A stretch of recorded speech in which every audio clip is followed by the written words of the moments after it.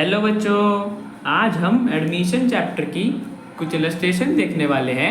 देखते हैं ये इलस्ट्रेशन हमसे क्या पूछता है। तो बच्चों, ए और बी दो पार्टनर्स हैं एक बिजनेस में जो प्रॉफिट शेयर करते हैं 5:3 की रेशियो में। सी एक नए पार्टनर को एडमिट करा गया है बिजनेस में 1/3 शेयर के लिए, मतलब प्रॉफिट्स का 1/3 शेयर सी को मिलेगा। On the date of C's admission, जिस डेट पे बच्चों सी को एडमिट करा गया है उस डेट पे ए और बी की बैलेंस शीट में जनरल रिजर्व और प्रॉफिट एंड लॉस अकाउंट था। जनरल रिजर्व में बच्चों बैलेंस था 60,000 रुपीज़ और बच्चों P&L अकाउंट था 20,000 रुपीज़ का एसेट साइड में। ठीक है बच्चों, जनरल रिजर्व था और P&L अकाउंट था एसेट साइड में 20,000 रुपीज़ का। अब बच्चों हमें क्वेश्चन में जनरल एंट्री पास करने के लिए बोला है सी के एडमिशन पे, तो बच्चों करते हैं। तो बच्चों देखो, सबसे पहले जनरल रिजर्व हमारा एक फ्री रिजर्व होता है जिसे पार्टनर्स जिस तरीके से यूज करना चाहे वैसे कर सकते हैं। अब देखो बच्चों, यहाँ पे हमें कोई इन्फॉर्मेशन नहीं दे रखी कि जनरल रिजर्व को पार्टनर्स कैसे यूज करना चाहते हैं। जब भी बच्चों कोई इन्फॉर्मेशन ना हो तो जनरल रिजर्व हम पार्टनर्स के बीच में डिस्ट्रीब्यूट कर देते हैं, बिकॉज पार्टनर्स ने क्रिएट करा होता है जनरल रिजर्व, तो पार्टनर्स को ही मिलेगा। तो बच्चों यहाँ पे कोई इन्फॉर्मेशन नहीं है तो हम डिस्ट्रीब्यूट कर देंगे पार्टनर्स के बीच में। ओल्ड पार्टनर्स के बीच में करते बच्चों, हमेशा याद रखना ओल्ड पार्टनर्स के बीच में उनकी ओल्ड रेशियो में। तो बच्चों यहाँ पे 60,000 का जनरल रिजर्व ऐसे डिस्ट्रीब्यूट कर देंगे। जनरल रिजर्व बच्चों यहाँ पे हम डेबिट करेंगे, बिकॉज जब पहले हमने क्रिएट करा था तो रिजर्व लायबिलिटी होती है तो क्रेडिट करा होगा। अब यहाँ पे इसे ट्रांसफर कर रहे हैं, डिवाइड कर रहे हैं, तो डेबिट कर देंगे। ठीक है बच्चों, 60,000 का था। ए और बी हमारे ओल्ड पार्टनर्स थे, उनके कैपिटल अकाउंट को क्रेडिट कर देंगे उनकी ओल्ड रेशियो में। ठीक है बच्चों, तो इनकी ओल्ड रेशियो 5:3 थी, तो इस रेशियो में हम 60,000 का जनरल रिजर्व को डिस्ट्रीब्यूट कर देंगे। ठीक है बच्चों, दोनों पार्टनर्स को इतना इतना अमाउंट मिल जाएगा जनरल रिजर्व में से। तो बच्चों जनरल रिजर्व को हमने डिस्ट्रीब्यूट कर दिया।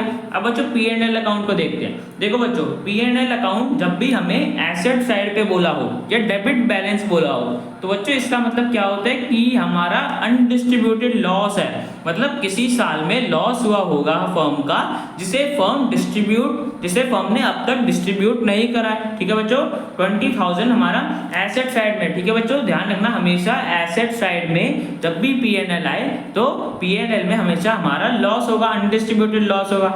अगर बच्चों यहाँ पे लायबिलिटी साइड या क्रेडिट बैलेंस बोला होता तब ये हमारा अनडिस्ट्रीब्यूटेड प्रॉफिट माना जाता।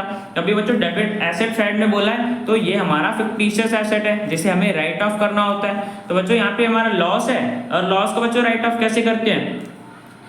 देखो बच्चों, हमारे पार्टनर्स होते हैं, उनके कैपिटल अकाउंट को क्रेडिट कर देते हैं, डेबिट कर देते हैं ना, बिकॉज उनसे हम पैसा ले लेंगे। ठीक है बच्चों, तो ओल्ड रेशियो में करेंगे। ठीक है बच्चों, हमेशा ध्यान रखना ओल्ड रेशियो में करते हैं और ओल्ड पार्टनर्स ही बियर करते हैं लॉस। तो 5:3 की रेशियो में हम बांट देंगे 20,000 को, तो ए और बी इतना इतना पैसा देंगे तो इनके कैपिटल अकाउंट से डेबिट कर देंगे। ठीक है बच्चों, और P&L अकाउंट हमारा ट्रांसफर हो रहा है, पहले लॉस था अब इसे क्रेडिट कर देंगे तो हमारा लॉस डिस्ट्रीब्यूट हो जाएगा दोनों पार्टनर्स के बीच में। 20,000 का था जिसे हमने बांट दिया ओल्ड पार्टनर्स के बीच में उनकी ओल्ड रेशियो में।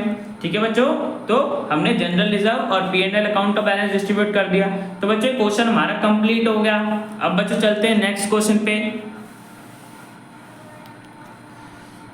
तो बच्चों ये है हमारा नेक्स्ट क्वेश्चन जिसमें हम बता रखे हैं कि पवन, रमन और सोहन 3 पार्टनर्स हैं जो प्रॉफिट शेयर करते हैं 4:3:2 की रेशियो में। उन्होंने एक नए पार्टनर रोहन को एडमिट करा है बिजनेस में 1 अप्रैल 2024 को 1/5 शेयर के लिए, मतलब प्रॉफिट्स का 1/5 शेयर रोहन को मिलेगा। और बच्चों हमें उनकी बैलेंस शीट का एक एक्सट्रैक्ट मतलब छोटा सा पार्ट दे रखा है, इसमें हमें बता रखा है कि liability side workman compensation reserve है 1,35,000 रुपीज़ का। ठीक है बच्चों, क्वेश्चन में हमें जर्नल एंट्री पास करने के लिए बोला है वर्कमैन कंपेंसेशन रिजर्व के लिए। कुछ केस दे रखे हैं, हमें हर केस में वर्कमैन कंपेंसेशन रिजर्व के लिए जर्नल एंट्री पास करनी है। तो बच्चों देखो, सबसे पहले हम वर्कमैन कंपेंसेशन रिजर्व को समझते हैं कि वर्कमैन कंपेंसेशन रिजर्व क्या होता है। तो बच्चों वर्कमैन कंपेंसेशन रिजर्व फर्म किसी भी वर्कर के क्लेम को मीट करने के लिए क्रिएट करती है।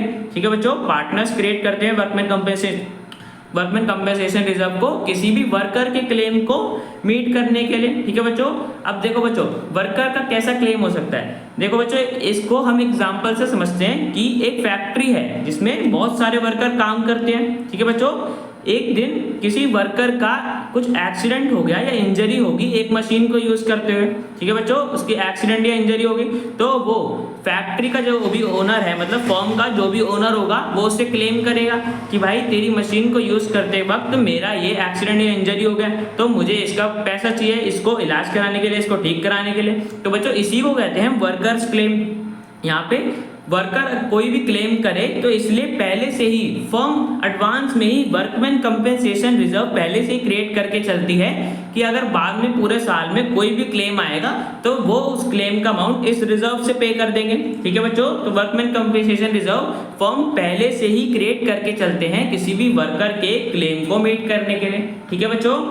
तो बच्चों देखते हैं एंट्री, जनरल एंट्री पास करते हैं। तो बच्चों देखो केस 1 में हमें बताया हुआ है कि if there is no other information, कोई भी इंफॉर्मेशन नहीं है क्लेम के बारे में। तो बच्चों देखो जब भी कोई भी इंफॉर्मेशन नहीं है तो इसका मतलब कोई भी क्लेम नहीं है। अब जब बच्चों कोई भी क्लेम नहीं है तो हमारे वर्कमैन कंपेंसेशन रिजर्व तो किसी यूज का नहीं है, हमने तो क्लेम मीट करने के लिए इसे क्रिएट करा था ना। अब जब कोई क्लेम ही नहीं आया तो बच्चों ये तो पार्टनर्स का हो जाएगा, बिकॉज पार्टनर्स ने क्रिएट करा था, ठीक है बच्चों। जब भी कोई इंफॉर्मेशन ना हो तो हम वर्कमैन कंपेंसेशन रिजर्व का अमाउंट डिस्ट्रीब्यूट कर देते हैं ओल्ड पार्टनर्स के बीच में उनकी ओल्ड रेशो में, ठीक है बच्चों। तो वर्कमैन कंपेंसेशन रिजर्व को हम डिस्ट्रीब्यूट करेंगे, बिकॉज कोई भी क्लेम नहीं है तो पार्टनर्स को मिल जाएगा, पार्टनर्स के ऊपर राइट है ना, बिकॉज पार्टनर्स ने क्रिएट करा था, पार्टनर्स ने बनाया था। तो बच्चों देखो वर्कमैन कंपेंसेशन रिजर्व अब हम इसे ट्रांसफर कर रहे हैं। पहले जब फॉर्म करा था, बनाया था तो क्रेडिट करा होगा, बिकॉज लायबिलिटी होते हैं सारे रिजर्व। तो अब इसे ट्रांसफर कर रहे हैं तो डेबिट कर देंगे। 1,35,000 का था बैलेंस। अब बच्चों इसे हम ट्रांसफर कर रहे हैं, ओल्ड पार्टनर्स थे हमारे पवन, रमन, सोहन, इनके कैपिटल अकाउंट में ट्रांसफर कर देंगे इनकी ओल्ड प्रॉफिट शेयरिंग रेशियो में, ठीक है बच्चों। हमेशा ओल्ड प्रॉफिट शेयरिंग रेशियो और ओल्ड पार्टनर्स में ही डिस्ट्रीब्यूट करते हैं रिजर्व्स। तो बच्चों हमने डिस्ट्रीब्यूट कर दिया, तो पवन को, रमन को और सोहन को इतना इतना शेयर मिल गया वर्कमैन कंपेंसेशन रिजर्व का, ठीक है बच्चों। तो केस 1 हमारा क्या था, जब भी कोई भी इंफॉर्मेशन ना हो क्लेम के बारे में कि कोई भी इंफॉर्मेशन नहीं है या कोई भी क्लेम नहीं है, तो बच्चों हम वर्कमैन कंपेंसेशन रिजर्व का अमाउंट डिस्ट्रीब्यूट कर देते हैं ओल्ड पार्टनर्स के बीच में, बिकॉज कोई भी क्लेम नहीं है तो अब हमारा कोई यूज नहीं है तो इसे ये डिस्ट्रीब्यूट कर देंगे, ये पार्टनर्स का राइट है, इसके ऊपर पार्टनर्स को मिल जाएगा, ठीक है बच्चों। तो केस 1 में हमने जनरल एंट्री पास कर दी। अब बच्चों केस 2 देखते हैं। केस 2 में बच्चों में बोला हुआ है if workman compensation claim is ₹45,000, workman compensation claim है 45,000 रुपीज का, मतलब किसी वर्कर ने क्लेम करा है कि 45,000 रुपीज चाहिए। तो बच्चों देखो हमारे पास रिजर्व में कितने हैं, 1,35,000 रुपीज है और क्लेम कितने का है 45,000 रुपीज, मतलब यहाँ पे हमारे पास रिजर्व का अमाउंट ज्यादा है, रिजर्व ज्यादा है, क्लेम कम है। तो बच्चों यहाँ से हम इजीली क्लेम पे कर सकते हैं अपने रिजर्व से। रिजर्व हमने बच्चों इसीलिए क्रिएट करा था ना क्लेम का पैसा देने के लिए, तो यहाँ से हम रिजर्व से पैसा लेके क्लेम में जो पैसा है उसको मीट कर सकते हैं, उसको दे सकते हैं, ठीक है बच्चों। तो जनरल एंट्री पास करते हैं। देखो बच्चों वर्कमैन कंपेंसेशन रिजर्व को अगेन डेबिट कर देंगे, बिकॉज हम इसे ट्रांसफर कर रहे हैं 1,35,000। और बच्चों यहाँ पे हम एक लायबिलिटी क्रिएट करेंगे वर्कमैन कंपेंसेशन क्लेम के नाम से कि हमें वर्कर को 45,000 रुपीज देने हैं, ठीक है बच्चों। हमने यहाँ पे क्रेडिट इसलिए करा बिकॉज यहाँ पे हमने लायबिलिटी क्रिएट करी है कि हमारे पास क्लेम आया है जिसे हमें पे करना है, ठीक है बच्चों। और पे कहाँ से कर रहे हैं हम, अपने रिजर्व से, बिकॉज हमारे पास रिजर्व में है बैलेंस 1,35,000 का, क्लेम सिर्फ 45,000 रुपीज का है, ठीक है बच्चों। तो हमने यहाँ पे वर्कमैन कंपेंसेशन क्लेम अकाउंट को क्रेडिट कर देंगे, लायबिलिटी क्रिएट करिए कि हमें पे करना है वर्कर को, ठीक है बच्चों। अब देखो बच्चों 1,35,000 में से हमने 45,000 तो क्लेम में दे दिया, ठीक है बच्चों, क्लेम में दे दिया ना 45,000। अब बच्चों जो रिमेनिंग बचा, जो रिमेनिंग हमारे पास बचा वो तो सरप्लस है, वो हमारा किसी यूज का नहीं, क्लेम दे दिया। तो बच्चों ये तो हमारे पास एक्स्ट्रा बच गया। अब बच्चों एक्स्ट्रा बचा है तो पार्टनर्स के बीच में डिस्ट्रीब्यूट होगा, एक्स्ट्रा बिकॉज पार्टनर्स ने ही तो क्रिएट करा था, पार्टनर्स का ही राइट होता है। तो बच्चों हम जब भी एक्स्ट्रा सरप्लस बच जाता है क्लेम का पैसा देने के बाद तो पार्टनर्स के बीच में डिस्ट्रीब्यूट कर देते हैं। तो यहाँ पे हमारा सरप्लस बच रहा है 90,000 का, ठीक है बच्चों। 90,000 माइनस करोगे तो 90,000 आएगा।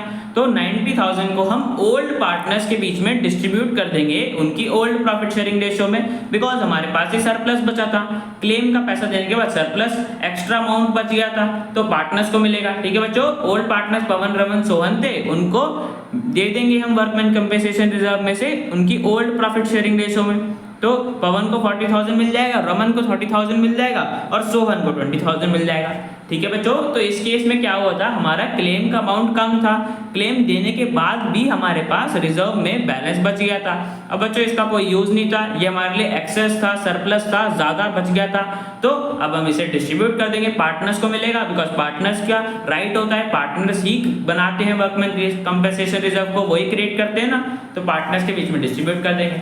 ठीक है बच्चों, तो बच्चों केस 2 की अपनी जनरल एंट्री पास कर दी। अब बच्चों केस 3 में देखते हैं। केस 3 में बच्चों में बोला है कि if workman compensation claim his ₹1,50,000, workman compensation claim है 1,50,000 रुपीज का, किसी वर्कर ने इतना क्लेम करा है, तो बच्चों देखो रिजर्व हमारे पास 1,35,000 का है सिर्फ, और क्लेम आया 1,50,000 का, तो बच्चों यहाँ पे क्लेम का अमाउंट ज्यादा है। ठीक है बच्चों, क्लेम हमें ज्यादा देना है, रिजर्व तो हमारे पास कम है ना, तो बच्चों देखो हमें जब भी हमारा क्लेम ज्यादा होता है तो सबसे पहले तो हम जितना हम रिजर्व से मीट कर सकते हैं, जैसे यहाँ पे हम 1,35,000 रुपए तो अपने रिजर्व से देते हैं। ठीक है बच्चों, 1,35,000 रुपए तो हम रिजर्व से दे सकते हैं, बाकी जितने की भी कमी पड़ गई उसको हम रीवैल्यूएशन अकाउंट में डेबिट कर देते हैं।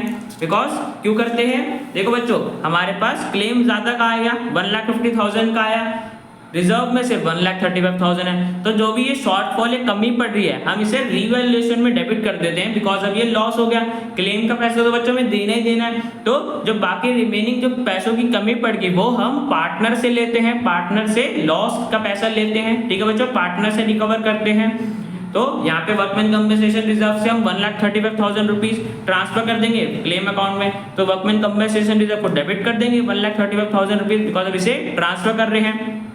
और बच्चों मैंने बताया जितने की भी कमी पड़ जाती है तो हम उसे रीवैल्यूएशन अकाउंट में डाल देते हैं, रीवैल्यूएशन अकाउंट के डेबिट साइड में लिख देते हैं, बिकॉज अब ये लॉस हो गया तो रीवैल्यूएशन अकाउंट को डेबिट कर देंगे। 15,000 रुपीज की कमी पड़ रही थी।